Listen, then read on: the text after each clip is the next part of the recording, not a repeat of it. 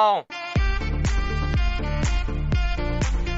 Ladies and gentlemen, welcome back to the Front Row Access Podcast. I am your host, Steven Russo. I'm Anthony Gonzalez. Let's fucking get it! Alright, guys, so, there's a UFC pay-per-view this week.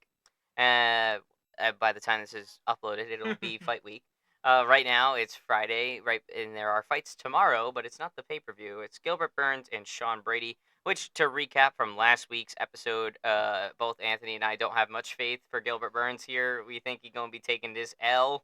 So, but he will be there. But he definitely will be there, and we'll see how it goes. I mean, maybe he'll shock us. Maybe he's got a little surprise that he's been he's waiting to just whoop out of his ass, you know, and then just fucking own motherfuckers. But by the time this is uploaded, it will be Fight Week for UFC 306. So that's what we're gonna go over today. Also, there's a little bit of Linkin Park news that I'm gonna touch on briefly right now, go into a little bit of detail afterwards. So Linkin Park's back. They have announced a new album, a tour, and they have a new singer named Emily Armstrong. And more on that later. But first, UFC 306. Headline at the top of the bill is at the Sphere in Las Vegas. And at the top of the bill, you have Sugar Sean O'Malley and Merab the Machine Dvalishvili going at it for the bantamweight strap of the world in probably the biggest venue that you could possibly think of.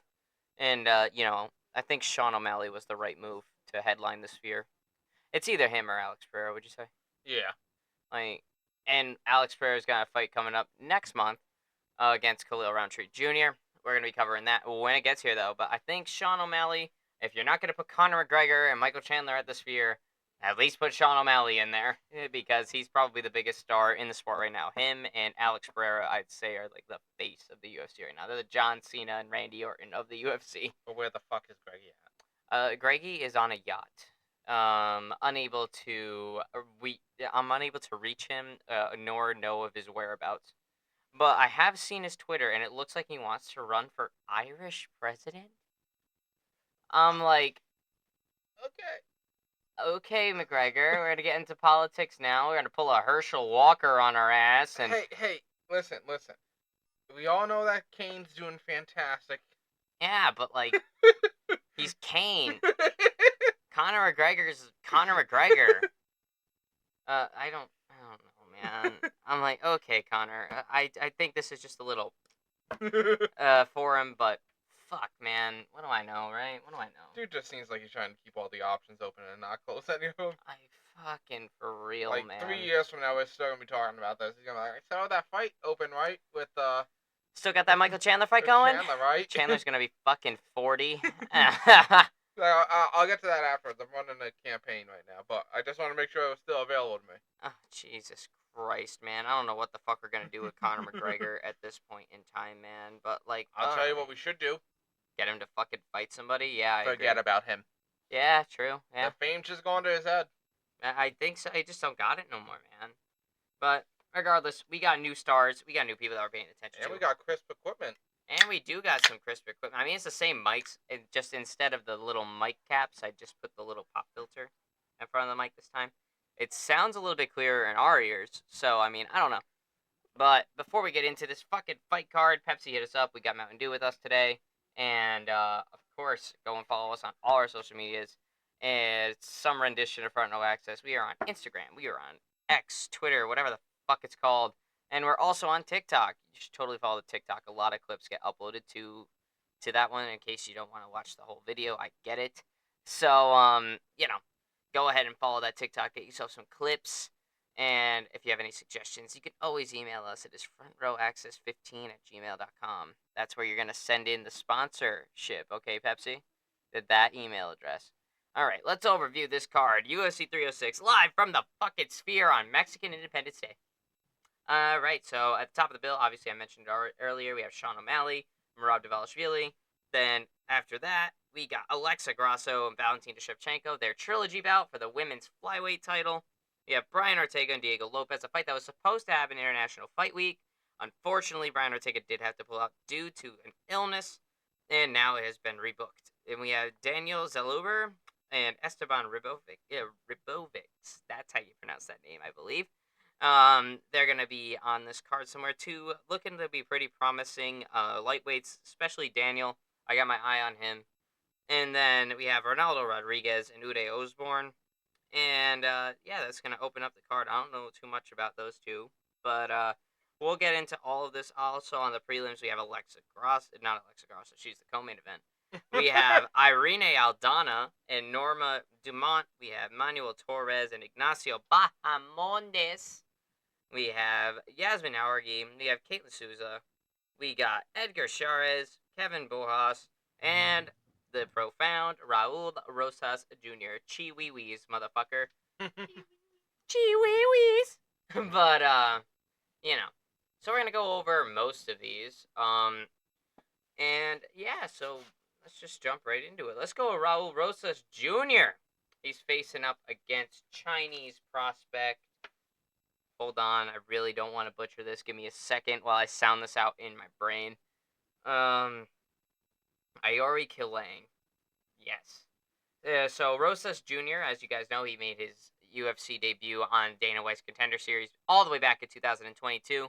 At just 17 years old, his parents had to sign a waiver for him to compete on the Contender Series.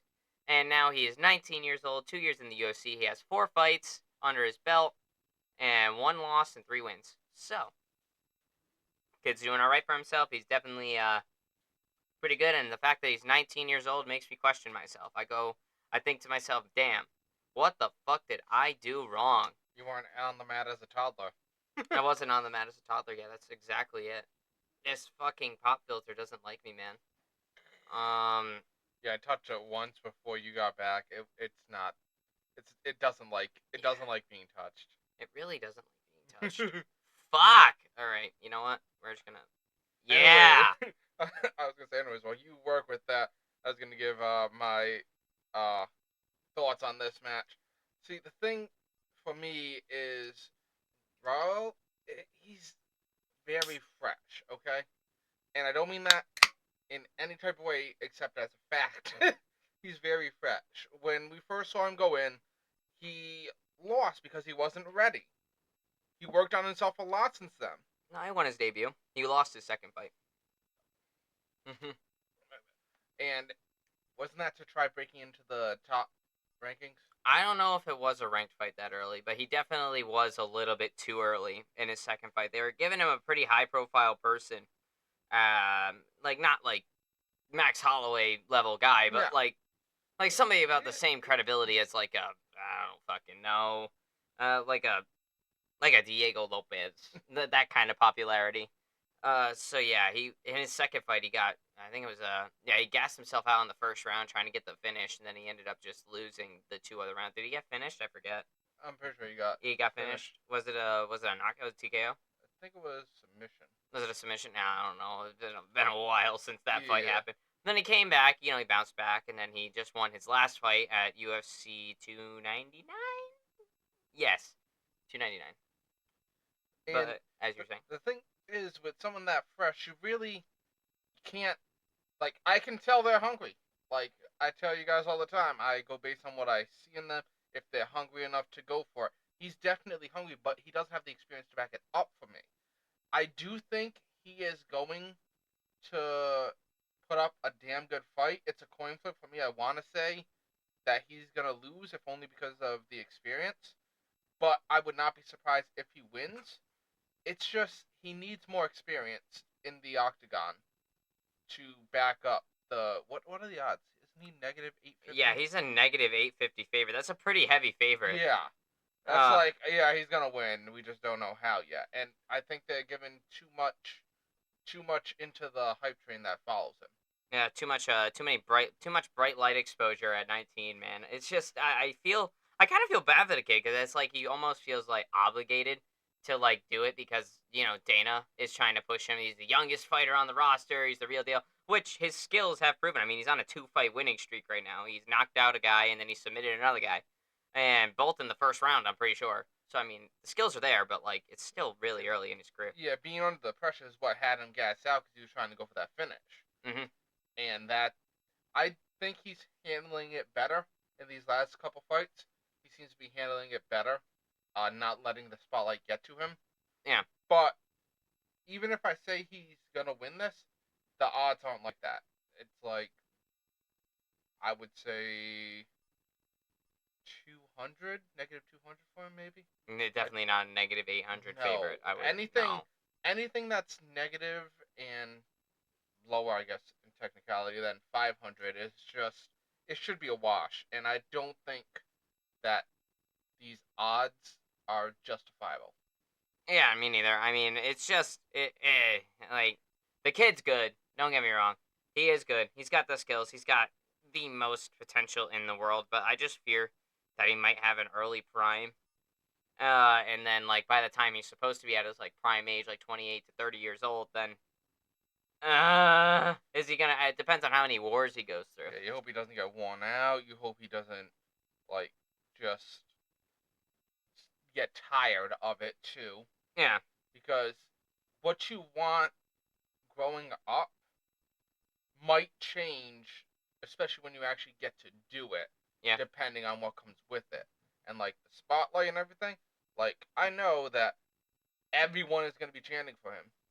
And the thing is, will that pressure break? Yeah, I don't know.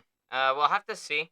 Uh, anyway, his Killang, his opponent, is coming off of a draw, a no contest actually, back in February of this year. So they've both been away for about the same amount of time. Rosas Jr. last fought in March, and Killang last fought in February. So they've been out for about the same amount of time. He's pretty well rounded, but he's best with striking. I noticed his significant strike accuracy is about 55.86, which is really fucking good. So uh, I'm gonna go. I mean, as far as predictions are concerned, I mean it's Mexican Independence Day. He is a Mexican fighter. There's a lot of Mexican fighters on this card. Him being one of them. Also, Rene Aldana. Let's see who else is Mexican on here. Pretty much everybody. Edgar Chavez. We have Yasmin Howergy, Manuel Torres. His notes said go over every Mexican fight. I'm like, dude, I think if we go into like even the early films, it's probably gonna be close to one each fight. And we have Ronaldo Rodriguez. He's opening up the card. Daniel Zelber. Brian Ortega is a Mexican American. So that's a big one. Alexa Grasso is Mexican born. And then we have two white guys at the top of the card. Yeah, we got two white guys. But yeah, as far as predictions are concerned, though, I'm going to take Rosas Jr. for this one. I don't think it's going to be in the first round. I think it's going to be in the second. Some kind of finish, whether it's doctor, whether it's submission, or whether it's knockout. I'm gonna say submission for now, but I'm gonna call a second round finish at least. What you got? I'm gonna say that what how is that name pronounced? Killing. I'm gonna say Kilang's gonna get this by decision split, and that's only because I haven't seen enough of him. But after this match, If he does win. win or lose, I should be able to get a better feel for him as far as like it'd be like 4 or 5 fights. Oh yeah. So by then you can get like a baseline, figure where they're doing, strengths, weaknesses, what they gotta watch out for, what they should work on, what their opponent might throw at them. But on just the fights I've seen previously, I'm gonna say he'll lose by decision, and it's gonna be split. All right. I mean, it makes sense. It's fair. Next up, I don't really. I couldn't go over. I can't go into depth with most of these guys. I don't know a whole lot about all of them, but I could give you a little brief overview before we get into the one that I actually know a little bit more about. So we have Yasmin Howergy. She's a promising strawweight coming out of Mexico right now. She's going to be fighting Catlin Souza, who's no easy task. That's a tough girl right there. Edgar Charas, I really can't tell you much about him. Neither can I tell you something about Kevin Boas. But the next guy up that's notable, I would say, is Ignacio Bahamondes. Back in 2021, he gave like the most insane, like last second knockout. Like it was a spinning heel kick in like the last second against his last name was Roosevelt. I forget his first name right now. I think it was Terrence Roosevelt. Yeah, so he ended up going on to the next 2 seasons from then, Ultimate Fighter, and losing again. But Nah. So Ignacio Bahamondes does have that highlight, but that's about all I can really tell you about him.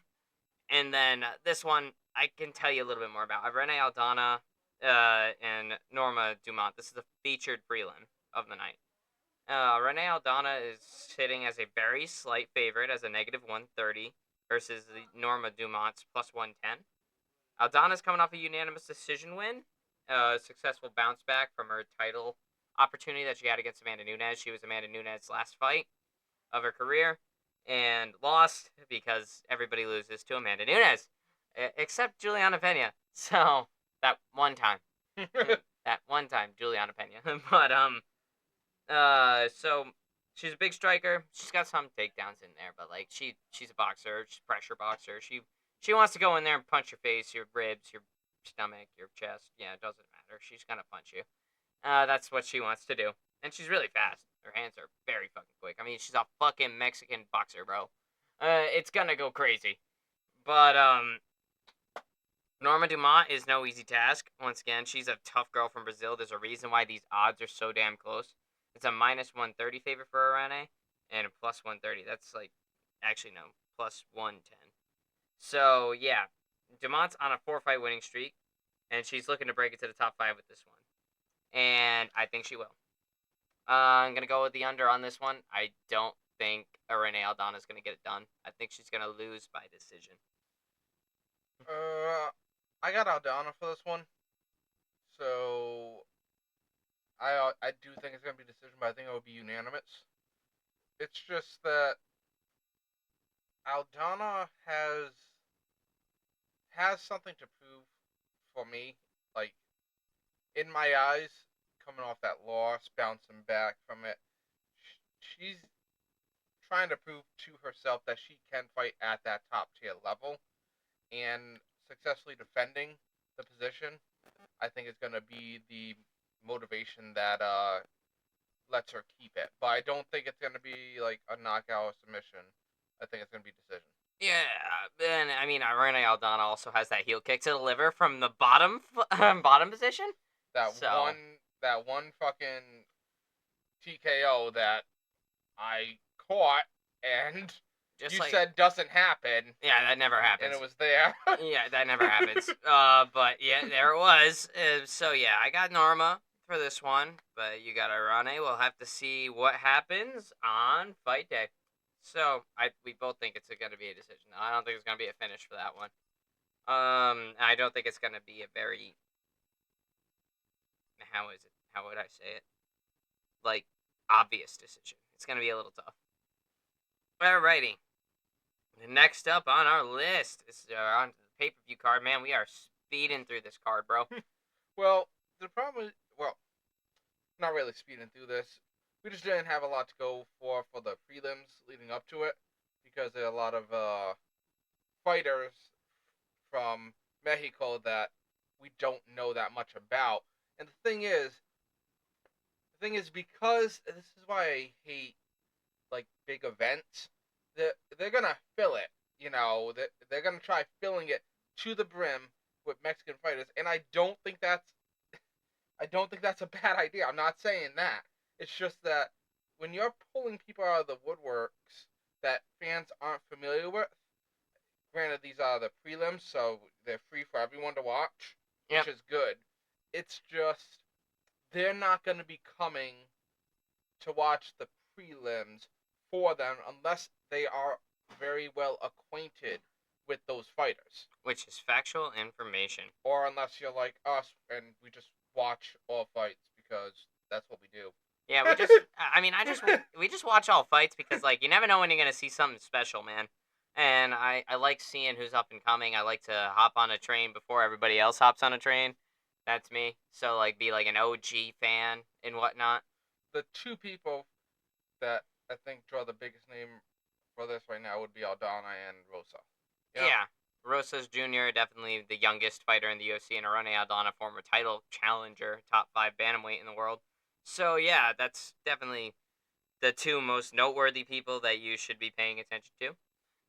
But, yeah, that's why we watch all fights. I always encourage people to watch the prelims because, they're free. They're free. first of all. Second of all, you never know when you're going to see something special, man. You really don't. There have been a couple where the prelims have outdone the card for me. For real. There's been a couple of instances on, like, fight nights especially, where the prelims outdid the main card.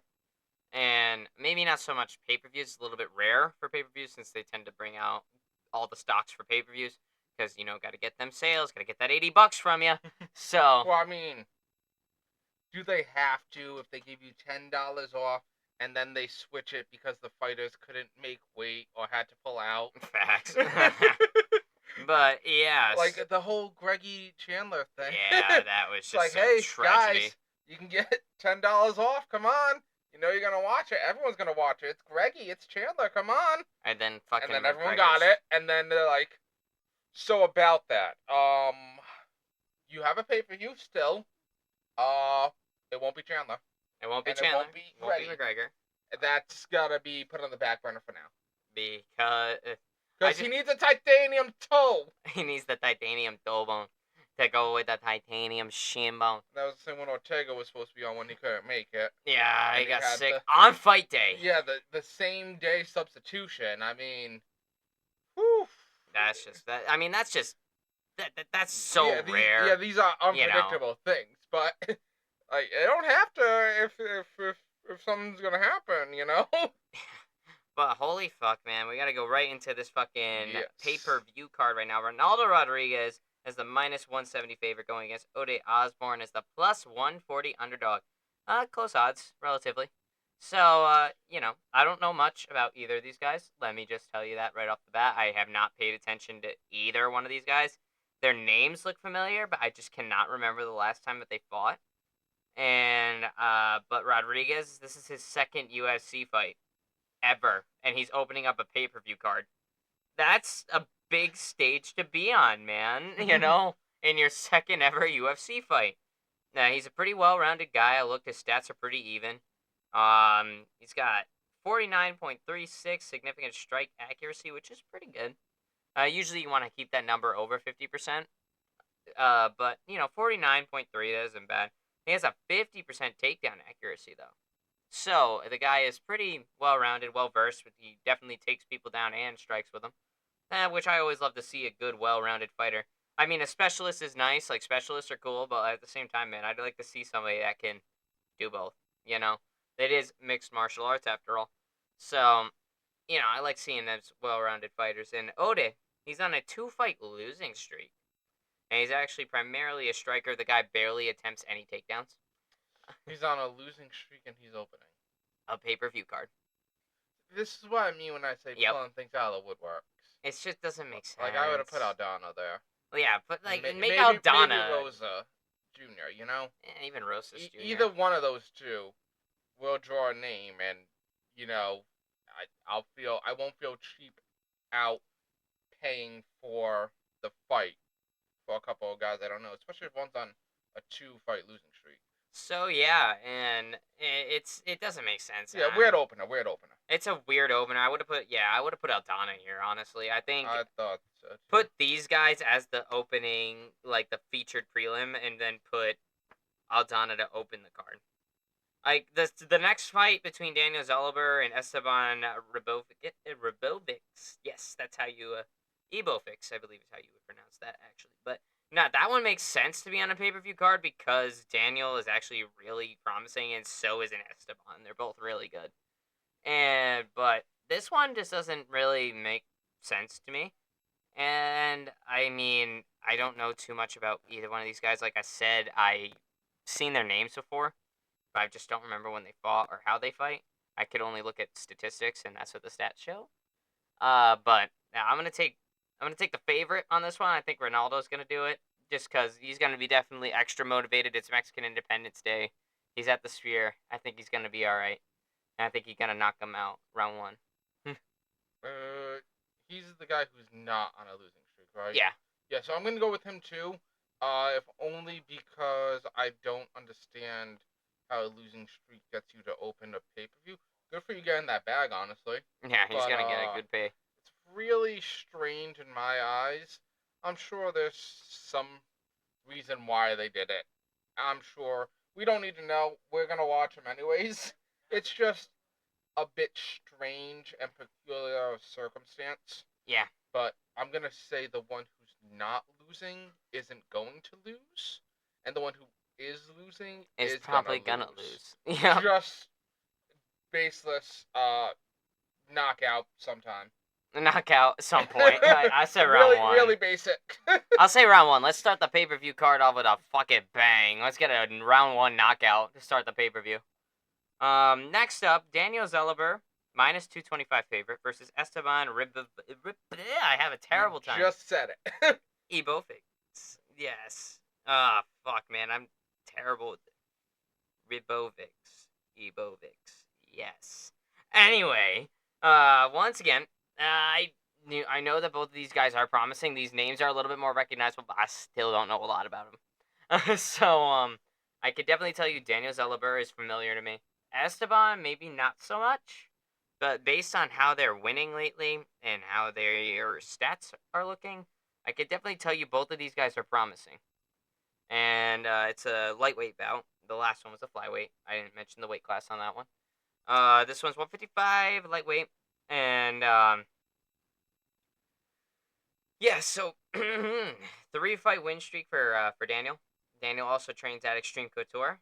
A couple of notable fighters that come out of that gym are Sean Strickland, former UFC middleweight champion, and Chris Curtis. He also comes out. Chris, the Action Man Curtis, comes out of there too. So he trains at a good gym. He's got a good coach. I forget the coach's name. I always forget his name. But as soon as they mention who the coach's name is, I'm like, that's his name. And I just have a very terrible time remembering. But yeah. So he won his last fight by unanimous decision, and he's a very well-rounded guy. Very, very well-rounded guy. A very well-rounded fighter we got for this. Yeah, Daniel's pretty well-rounded. Any of these from the Dana White Contender Series? Or? I don't believe so. Let me check Daniel. He might be. Because we're trying to keep you guys on notice about some of the fighters we see come out there. Yes, he did come off the Contender Series. That might be why he's notable. Season 5, that's why I know him. Alright, yeah. Alright, yeah, so he won a unanimous decision on Dana White Contender Series Season 5, Week 5. So, that was 2021. So, that was the same class that JDM came out of. That was the same class that I think Jasmine Jasdavicius came out of, too. So, yeah, that Dana White Contender Series was great this week, by the way. Let's take a second to just admire the Dana White Contender Series this week. Anthony, I don't know if did you watch it? I don't think I did. No, I've been working 10-hour shifts this week. Yeah, you definitely didn't watch it. But nah, so there was this one women's fight. And the girl that won was like such a heavy like underdog. Like I'm talking plus 800. Oh like gosh. The odds were tremendously stacked against her. The girl that they were really pushing was like a minus 1250 favorite. Whew. It was like the odds were absolutely fucking crazy. And guess what? The minus 1250 favorite went down in a blaze of glory. Not even a blaze of glory. She just went fucking down. Crash and burn. Crashed and burned. That hype train got it rolling and then just instantly blew up and derailed. The girl from Venezuela, I don't know her name, but I know she was from Venezuela. She didn't speak much English, but she fucking smoked her. It was the cleanest overhand right ever. She came right over the top, right on the chin. Right on the chin. The girl fell back, flat as a fucking board. And Dana White jumped out of his fucking chair and he goes, I am gonna make you sit back in the green room. He's like, nah, you're in. Welcome to he gave her a contract right then and there. Like, yeah, so she took that plus 800 underdog status and said, how fucking dare you? And then just knocked out the girl that they were pushing. And then Dana White was like, fuck yeah! Ride or die, that's how we do it! And it was like round 1, like a minute in, and she just went boom. It was the crispiest thing ever. To be honest, the girl that they were pushing wasn't as good as they were making her out to be. She was like rushing in, like no head movement. She had her chin way up. She like this. She running at you like this. She was trying to distract you with the chin. Yeah, and then, I mean, if you're going to be rushing in like that, chin up high, and no head movement, and not even attempting to keep your hands in place, bro, you're going to get fucking caught. You better hope you smoke the girl in one of your rushes. But she did not. She got caught on the way in, and well, bam. That plus 800 underdog wasn't so much a plus 800 underdog no more. A couple people lost some money. I can definitely tell you some people lost some money on that one. But people made more money back. if somebody somehow just said fuck it and bet on the plus 850 underdog, bro, you fucking made bank. You fucking made bank that night. But no, it was excellent. That was probably the highlight of the week. Plus there was a standing rear naked choke finish, and there was also another knockout on there too, and then one like really really close fight. Yeah, Dana White Contender Series this week was absolutely tremendous. Tuesday nights 8 p.m. Make sure you're tuning in. It's from now until I think the end of October, beginning of November. So it's only a short amount of time that you can watch Dana White's Contender Series. Make sure you watch it. A lot of good fighters, notable fighters come out of it. Daniel being one of them. So yeah, he's a very very well-rounded guy. Esteban's on a 2-fight winning streak as well, his opponent, and his last win was by knockout in 37 seconds against Terrence McKinney, which is a pretty solid fucking performance there. I mean, you knocked out the guy that has the second fastest knockout in the UFC pretty quickly. I mean, Terrence McKinney, I think his fastest knockout was 7 seconds. Obviously, you guys know the fastest knockout in UFC history was Jorge Masvidal's flying knee, 5 seconds, da-da-da-da-da-da. But Terrence McKinney owns second place. So, How fast was Greggy's knockout? 13 seconds. That's the fastest title fight knockout. But not the fastest knockout ever. I think it was for a time. But and now it's like, nee! Yeah, but then Masvidal said, nee! But, yeah. So, I mean, primarily a striker. Obviously, he just smoked Terrence McKinney, who's another striker. So, I mean, he's probably a pretty solid guy. He's got some smoke in those hands. But, I mean, I'm going to take the Dana White Contender Series alum here. I'm going to take Daniel to win by whatever the fuck he wants. I've got Daniel to win. Don't know how, but it's going to be round 2. I'll give you a round, not a style. Round 2 by whatever the fuck he wants. Gotcha. I just think he's going to win however the fuck he wants, whenever the fuck he wants. I just think he's going to win.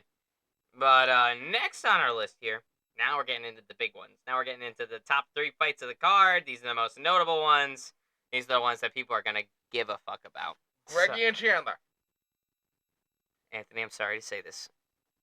What? That has not been confirmed yet. What the fuck? Maybe December. There's rumors that it'll be December.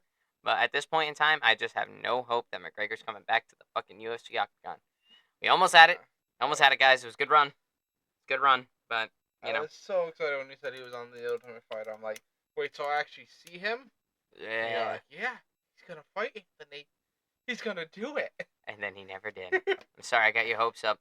But, you know, Gregor's not showing up to work. So, fuck. But god damn it, does he have a Lamborghini yacht? And does he like showing it? Yacht has gym, apparently. But, Yeah, but how much is Greggy using the yacht gym? We literally can't see the products and the fruits of your labors because you won't get in the octagon. Exactly. And now he's trying to be president. I'm like, what? What? McGregor, make up your damn mind, guy. But anyway. Any type of championship he wants, he's gonna be strapped. Yeah. Anyway, on to the top 3 fights of this card.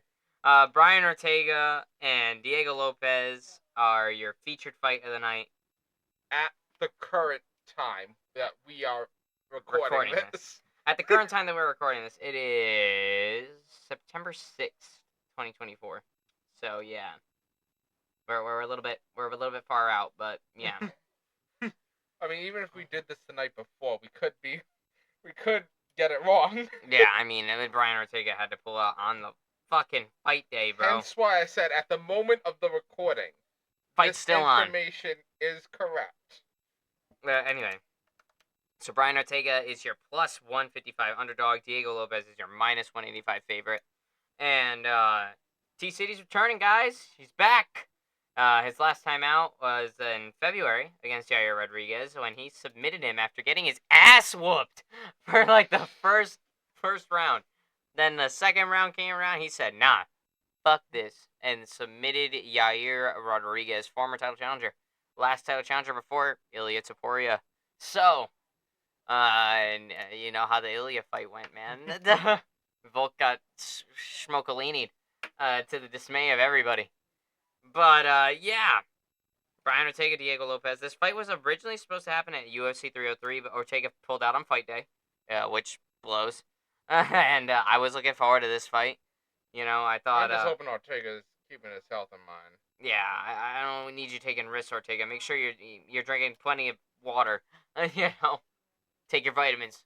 Waterman, V8, whatever you gotta do. Whatever you need, man. But T City finally returns. Hopefully, he does make the walk to the octagon. We get to see him fight because, goddamn it, this is a fight I want to see.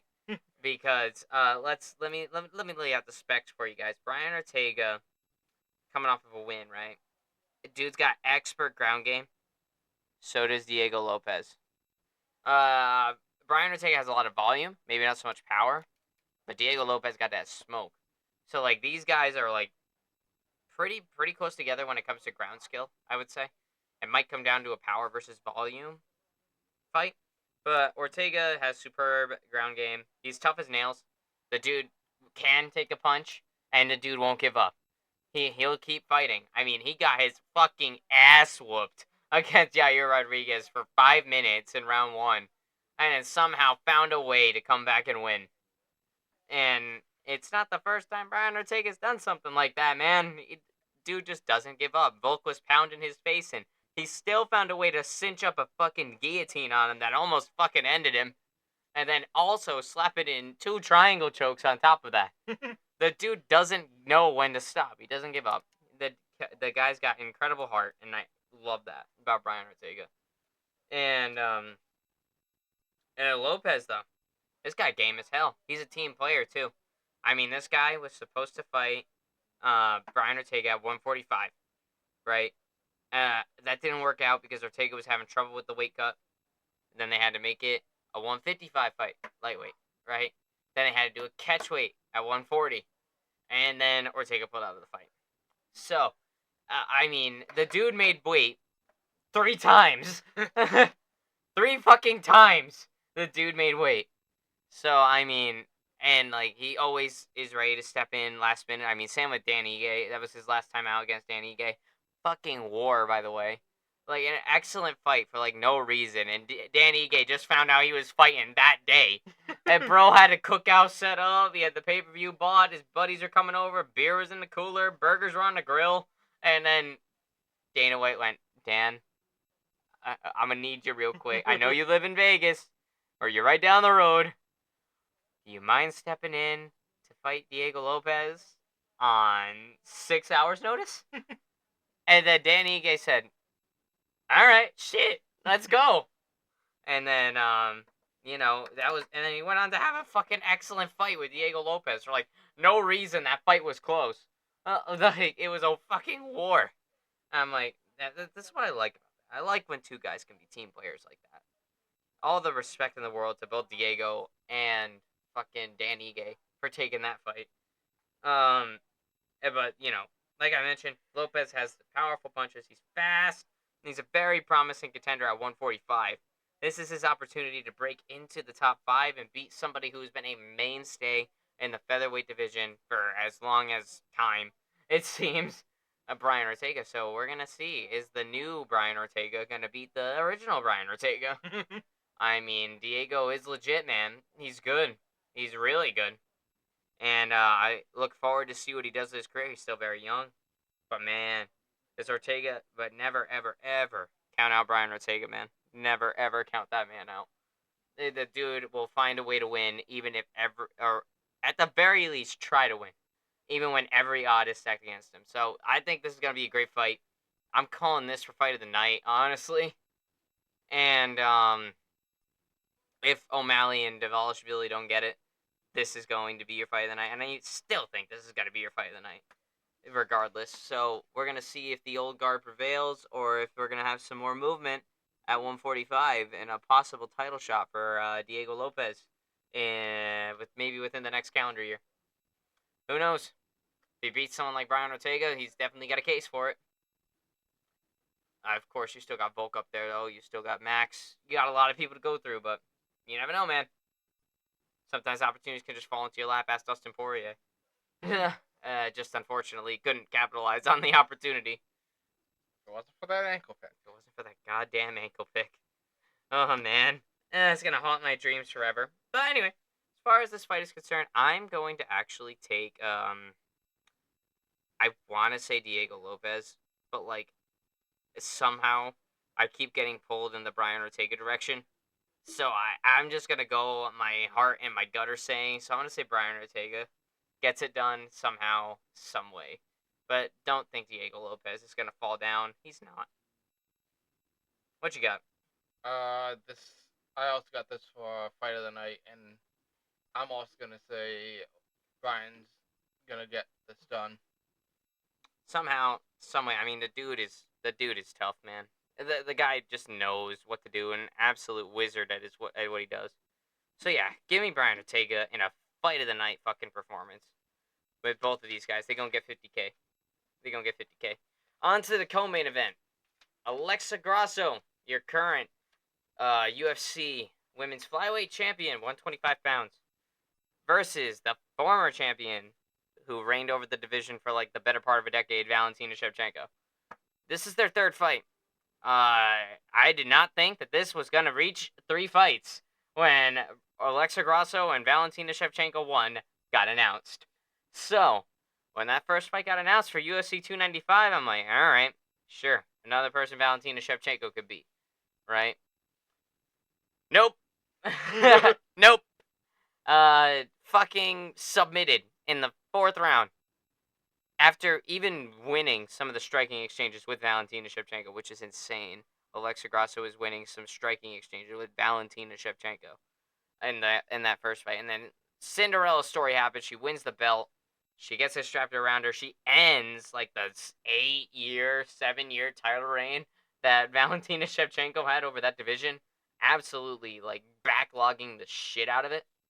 She finally caused some movement. We got some Drano in there. She was the Drano. It finally got there. And then,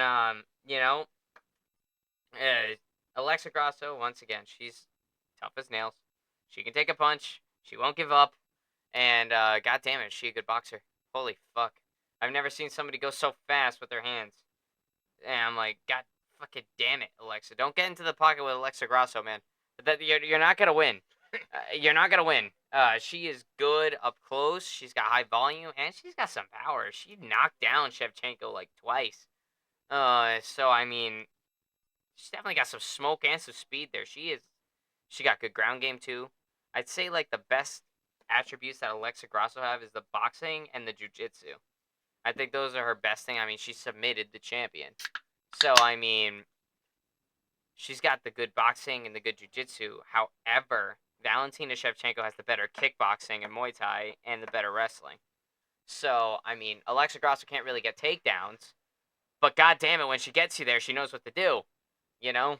If you find yourself there. So like they're like the perfect like mirror to each other. Just stylistically, you know? And it's like it can go either way every time with how they are.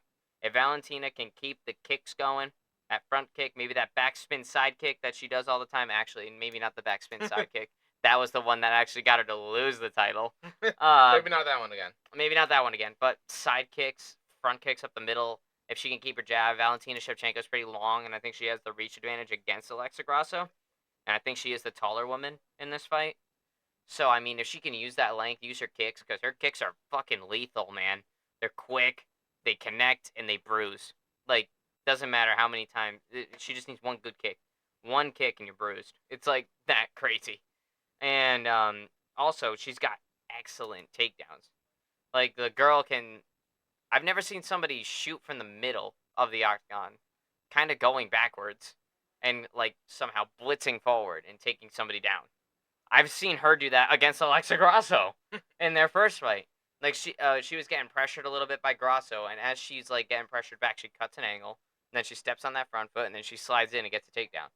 And, like, she does, like, traditional shots. Like, she goes down to one knee, which usually that's not the strat when you're in UFC, because if you go down to one knee, you get that low, you are dangerously close to somebody's fist and legs. I mean, that's the point. You want to get the takedown. But in this sport, you can knee. So, or just kick. Or uppercut, you know. but she does like traditional like Greco-Roman shots and makes it work. And yeah, so it really just comes down to who can incite their will more. Is Alexa Grasso going to be good on the high on the volume and high on the pressure, closing distance, getting her punch combinations in? I'm talking like 3, 4, 5 punch combos, and then back out safely and sprawl if she gets tempted to get if there's a takedown attempt, or is I like how you Shevchenko? said if there's a takedown attempt. Yeah, I mean she'll go in, then she'll back out and get ready to sprawl because Valentina might just shoot in after eating 5 Alexa Grasso punches. So I mean, but if Valentina can use the kicks, and if she can use that wrestling to really negate the ground game, like just smothering top pressure and ground and pound to like mitigate the jujitsu of Alexa Grasso, then this is Valentina's time to get her belt back. But if she can't do that, then Alexa will do it, and, vice versa. I go back and forth with these two all the time because, like I mentioned, they're the perfect mirror of each other, and it just all comes down to whose game plan gets implemented better. It comes down to one mistake, really. Like, for real, it just comes down to one mistake. Like an ankle pick. Like an ankle pick. Dustin! Did I tell you there's rumors that he's going to face Coward Covington? In November? No. Yeah, there's rumors about that. I don't like hearing about Covington at the moment. Yeah, me neither. The guy just lets me down too much. Plus, if you go against Dustin, man, I'm sorry, you're the enemy. Automatically the enemy for me. But yeah, I think this is going to be a great fight. Alexa Grasso, Valentina Shevchenko. Both of their first two fights have been really good. I mean, Grasso got the first one. The second one was a draw. It was last year about this time. And let's just say there was some questionable scorecards in there that made it a draw. Because, obviously, Judge Mike Bell scored a 10-8 round in round 5 for Alexa Grasso when it was far from a 10-8 round. It was 10-9. This is why we're always shitting on Mike Bell, by the way. Just because this decision in particular is dumb, and it's so dumb, in fact, that they went to the Nevada Sports Commission and had to sit with the referees and tell them how to judge a 10-8 round because Mike Bell fucked it all up. Does not know how to be a judge. And on top of that, his scoring in general was fucking insane. He had round 1. Yeah, it was like the reverse. Yeah. Honestly, it was entirely the reverse of what everybody else saw. Because Alexa Grasso had rounds 2, 4, and 5. 2, 3, and 5, my opinion. So the fact that I already thought Alexa Grasso won the fight, but the fact that he scored those same rounds for Valentina Shevchenko and then gave the 10-8 round to make it a draw in the 5th, dude, that just doesn't make sense to me. So he scores 2, 3, and 4 for Shevchenko and then does a 10-8 round that makes it a draw. I mean, if that's the scorecard that we're going after, Valentina Shevchenko should have won her belt back. I wouldn't doubt there's still a trilogy bout afterwards, just because the insane victory that Alexa Grasso had. But to be honest, man, I think everybody in the world saw that. The only thing I can think of is that his life was threatened. That if there was a winner or a loser, he would die. So he's like, draw it is. And then, I mean, Judge Mike Bell, I saw it, at least from my perspective, sitting at home, which isn't that credentialed, if I'm honest. But it's 2, 3, and 5 for Grasso. So, I mean, already I would still think that Grasso would still be the champion. But this trilogy wouldn't have had to happen if that janky scored. It'd just be a win. It would just be a win for Valentina, and then we'd move on to a trilogy between the two of them. Now, I have no doubt that if Valentina won, there would be a trilogy, 100%. The Mafia was like, if Shevchenko loses, you die. It's a draw. She didn't lose. But yeah, it's gonna be a good fight. Both of these girls are like the mirror image of each other. Like, they just mirror each other perfectly. And I'm taking Grasso to retain, though. I think she's going to slightly get the edge and win a decision, if not that, a late finish. I nodded my head because I agree, but I want an annotations to be seen if Mike Bell judges. Yeah. I mean, Aside from that, Grosso, I have for this. Very slight win. Don't know how it's gonna happen. I don't see it being an easy win by any means. I mean, Valentina Shevchenko is just a fucking puzzle that Alexa Grasso has somehow been figuring out. It's sort of like, say, you try to get your belt back in the division, and the guy just keeps blocking you, so you go and become a bad motherfucker. Yeah, Max Holloway his ass. Max Holloway her ass. All right. So as the odds stand, though, guys, this is a fucking close fight because, like I said, it comes down to one mistake. Mike Bell being the judge. That maybe two mistakes then. Maybe two mistakes. Either if anybody has if there are stones that are left unturned on either side, like if Valentina left some stuff unturned, she gonna lose. Alexa, vice versa, same thing. And the odds are minus 115 for Alexa Grasso and minus 105 for Valentina Shevchenko. It's a pick'em.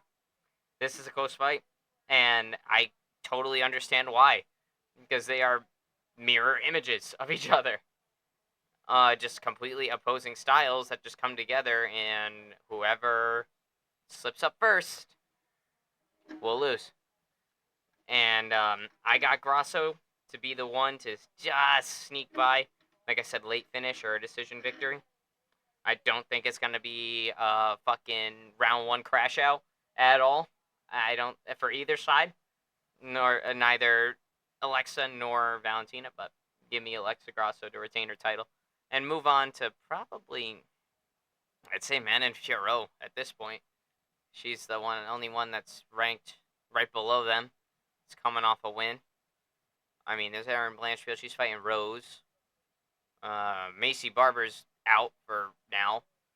And so yeah. It should be Manon Fiorot getting the winner of this fight because this will officially put this rivalry to rest. I don't think there needs to be a fourth fight between these two. I think this one is the definitive end, and it'll end their saga of excellent fights. By the way, like they're great fucking fights, all two of them right now, and I'm hoping the third one's just as good. So yeah, give me Grasso, retain. Next up, guys, the moment we've all been waiting for: Sugar Sean O'Malley, your current. Greggy. Yeah, That's the well. moment I'm waiting for. Yeah, well. They're targeting either. All right, maybe not December. They're thinking maybe January, January or December for that fight. Opening the Europe, maybe. I could see McGregor opening at Europe. Yeah. That maybe they do that for him. It's just like there was speculation that was going to be in December for a while, but now Bilal Muhammad and Shavkat Rakhmonov looks more and more apparent to be the main event for December's pay-per-view, which would make sense. Bilal Muhammad, your newly minted welterweight champion, and the scary contender known as Shavkat Rakhmonov. So I mean, I think that'd be a good fight to close out the year. That'd be kind of crazy because that'd be 2 years, 2 Decembers where the UFC calendar year gets closed out by a welterweight title fight. It happened last year with Colby and Edwards, and more. Where was Kobe that day? Oh, he was at home sleeping. He was at home in bed sleeping. And then, yeah, it'll be 2 Decembers and 2 welterweight title main events. Because I can almost guarantee you they're not going to be a featured fight. They're not going to be a co-main event. If it's going to be McGregor, man, it's going to be a main event. So, yeah. December is probably going to be Bilal and Shavkat. But that's December. Let's talk about this Saturday at the time this is uploaded. Released. At the time this is uploaded. It's so hard living in the future. Unless, of course, it stays in the archives like Holloway. Yeah. Which we're going to need to update when he goes against Poirier. Yeah, dude, I don't know, man. I think that might just be the move. We might just have to just refilm it after Topuria. But anyway, let's talk about this Saturday. Sean O'Malley, reigning, defending. I can say defending now because he defended it once. Reigning, defending bantamweight champion of the world, won the belt back in August of 2023. I was present for that fight. It was wonderful. First time in Boston for what, like 20 years? Oh yeah, it was the first time in Boston in like 8 years. at that point. 7, 8 years, something like that. Which is shocking because I'm pretty sure Dana White is from Mass. So, who the fuck knows? But, Sean O'Malley just defended his belt against Cheeto Vera back in March, UFC 299. And his opponent, Merab Dvalishvili. Merab the Machine Dvalishvili. This is a pretty good fight. And the hardest matchup stylistically for Sean O'Malley.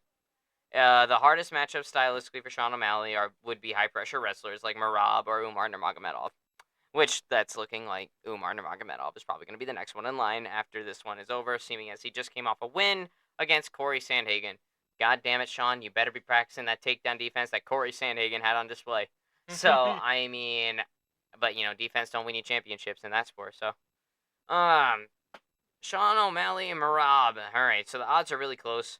Sean O'Malley is a minus 120 favorite, slightly. And I don't even know how to interpret this, so if you guys know how to interpret this, please let me know in the comments. Merab's odds were even.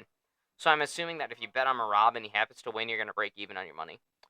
But I'm not too sure if that's how it's going to be. I don't know what even odds means, so I don't bet. I'm not a gambling person. But, yeah, if you guys know, let me know. So Sean's coming off that win against Cheeto Vera, where Cheeto Vera did his best impression of a human punching bag. Yes, that title shot Cheeto definitely deserved. Yeah, totally. Fucking beat old man Munoz and got a fucking title shot after getting 10-7'd by Corey Sandhagen. I'm just really salty I'm never going to be able to see Sean O'Malley and Corey Sandhagen. I just don't think it's ever going to happen at this point. If Sandhagen had beaten Umar, then yeah, but that didn't happen. So, here I am. But, anyway, Sean O'Malley. Let me introduce him. He got his debut on Dana White's Contender Series Season 1, 2017. He went all the way to win UFC Gold in 2023. He's an excellent counter striker. The guy can pull away, know exactly where his range is, and then throw you a counter, and then you just go down. Ask Aljamain Sterling. That's how he lost. He got counter-struck. And then, he's long, he's lanky, he's tall for this division. He's 5'11" as a bantamweight. Guys, most bantamweights are like 5'7". They're like my height. 5'6". Like around there. Like they ain't that big. Sean O'Malley is a 5'11" fucking bantamweight, which is insane. The only person that has that same length in this division is Corey Sandhagen. So, he's tall. He's accurate, and Merab, he's only like 5'5". So, I mean, Sean O'Malley will definitely see all of his big punches coming, in my opinion. He'll see the takedowns earlier than somebody else would. But he's a very accurate striker, Mr. O'Malley. He's got good takedown defense. He's got decent BJJ when he gets to the ground, honestly. Like, I've seen him in grappling competitions, like purely just grappling, and he's pretty good. I mean, he's no fucking Charles Oliveira. Nobody can be that good, but I mean, it's just, he's pretty decent down there. Like, don't overlook Sean O'Malley's jiu-jitsu, man. Sean O'Malley's jiu-jitsu hangs in there. And, he's a kick specialist, though. I mean, he's going to use that length. He's going to use his long-ass legs, do some front kicks, some side kicks, maybe some spinny kicks, because he's fucking Sean O'Malley. And, hey, if you got the height, use it to your advantage. Yeah, man, I wish I had that height.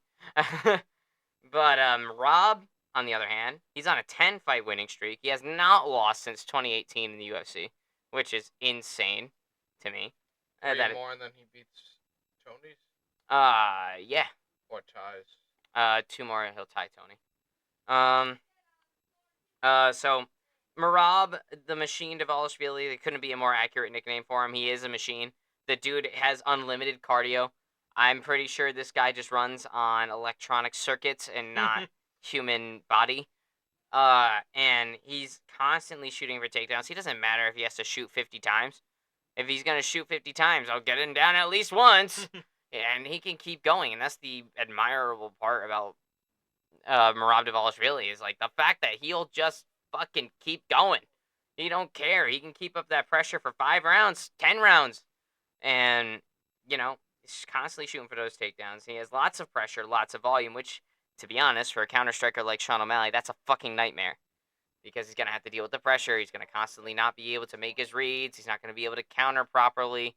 So, by paper definition, Merab's a terrible matchup for Sean O'Malley. But Sean O'Malley is the taller man. He's got the length, and I think he'll be able to see the shots coming. So I think and if he's been practicing his takedown defense, which he probably has been, seeing as Umar Nurmagomedov and Merab Dvalishvili are in his immediate future. So he better be working the door.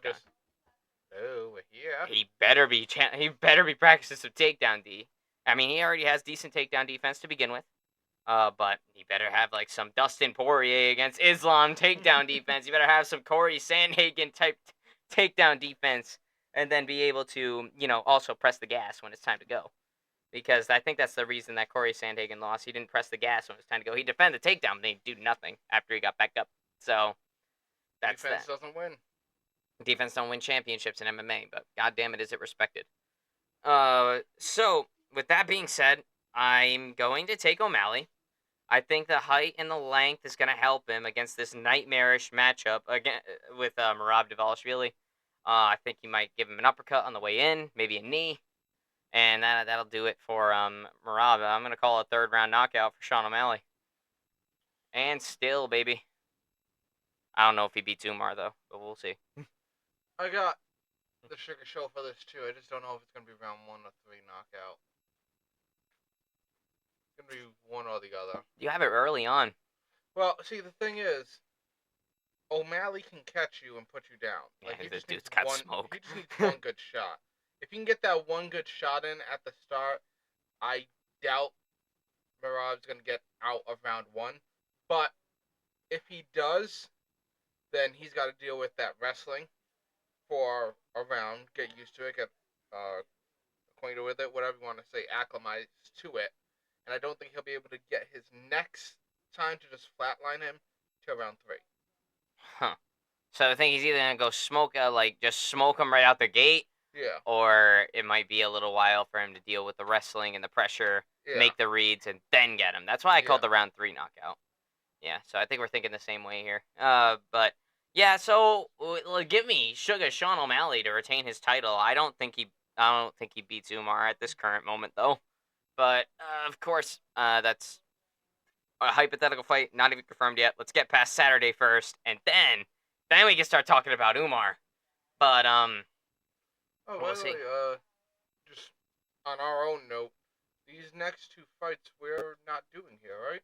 Well, there's a fight night this weekend for the Gilbert Burns one. We're going to a gym for that, right? Yeah, but I think we'll be done by the time the main card starts. Oh, okay. So I don't know if my coach is gonna want to run that party late. And then for 306 though, we're gonna be doing it at my gym. Yeah, we're gonna be viewing it at my gym. So you guys might get a different TikTok background. You got it for UFC 300. Same place that we were in for UFC 300. We're gonna be going to again, which is good because it's $80 more that you get to save. It's $80 more that we don't get to spend. So, that's always good, But plus, I mean, changing the background works sometimes. Yeah, you like the setup, I right? like the setup. It's you nice. Like the setup, guys? I had to fuck around with it at the top of the broadcast, but I eventually found the right angle. But that's all right. It happens. I'm not perfect. This is a small YouTube channel. We have like 40 subscribers, yo. And Shit, we've made... Damn, I thought you were perfect. Fuck. We ain't perfect out here. Resignation. Here's my resignation. You were never hired. This is volunteer work. Oh, shit. I don't even get credit. Once we get monetized, yes. But that's not going to happen for a little while. The rate that we're going at, plus our shorts don't get any views. Our TikToks get a lot of views. Not our shorts, though. And in order to get to the partnership program, yeah, you kind of need some shorts views. Don't worry, I'm sure they'll change their rules and regulations. They always do. Every it's New YouTube. Year's. Every fucking New Year's. And Spotify, I don't even think I can get monetized on Spotify until I have a certain following. So, make some money off of this would be fucking amazing, by the way. But, if not, we're still gonna do it. Yeah, we're still gonna do it. It's just something we like to do. Also, all you trolls and haters, we do appreciate the engagement. For real, it pushes our video to more people. Keep us up in the algorithm. Any interaction is good interaction. Exactly. So thank you for that. I appreciate it. Now, that's the whole card, guys. But there's still one more thing that we gotta do before we let you go. It's quick. Don't worry, it's quick. But you guys see the shirt? That's I was gonna say, not if I cover the shirt. That's the this Linkin Park shirt. Mentioned it at the top of the broadcast. If you can remember that, that was about an hour and Hour. 4 minutes ago. So if you remember that, I mentioned Linkin Park at the top of this broadcast because boy, do we got some news for you and a little teaser for what next week's episode is going to be. That's right, sneak peek time. So, guys, Linkin Park is back, baby. We back at it, bro. And we about to get more haters too. And we about to get more haters because watch this, guys. So, Linkin Park's got a new vocalist. They have a new single out. They have an album announced. They have a tour announced. And yeah, we're back in full swing, baby. Our new vocalist's name is Emily Armstrong. She sounds friggin' amazing. I love her. Obviously, Chester is irreplaceable. Don't get me wrong, Chester Bennington is always going to be in our hearts and minds. Whenever I think of Linkin Park, I'm going to always think about Chester Bennington, and I'm never going to like Emily Armstrong as much as I like Chester Bennington. But god damn it, y'all. Give Emily a chance. She's really fucking good. And she's not replacing Chester. She's in his place, yes, but she isn't replacing him. If anything, she's continuing his legacy that he left behind with Linkin Park. So, and also, everybody's like, when Chester Bennington died, Linkin Park died. Do you guys know who Mike Shinoda is? I don't know if you do. Because if you're telling me that Linkin Park died with Chester Bennington, then you're doing a complete disservice to the founder of the band named Mike Shinoda. He is, yeah, sure, he's the backup vocalist, but the guy has produced and written and even performed in all Linkin Park songs. The band is Mike Shinoda's. It was Mike Shinoda that let Chester in. The original vocalist for Zero at the time, not even Linkin Park yet, was Mark Wakefield. Like, it's Mike Shinoda's band, and so long as he's alive, the band's alive. What you got, Ant? I don't know what you want to disclose here, because we're doing a full freaking Analysis podcast next week. I just do first thoughts. Couple things I want to point out. Gonna get more haters for this. We already know that, and that's why I gotta say, to you people missing Chester and that are immediately gonna try tearing down Emily because of that, can you get a new Chester? You answer that yourself. I think we all know what that answer is. And the other thing is, especially when it comes to that name there, Linkin Park. Do you like Linkin Park? I'm talking the band Linkin Park. Because if so, here's what happened. 7 years ago, this is exactly what happened. And fight me if you want. I'll take it. It went up, and then he passed, and it's been stagnant ever since. Just coasting along. I like progress and I like movement. And so I think it's great that there's been change. Yeah. And I think it was needed. It definitely was. So, more on this next week, guys. So, until then, thank you for tuning in. Thank you for giving us your time. We kept this one pretty short. We did pretty good with this one. And go follow the socials. Go email us. And stay tuned for Linkin Park next week.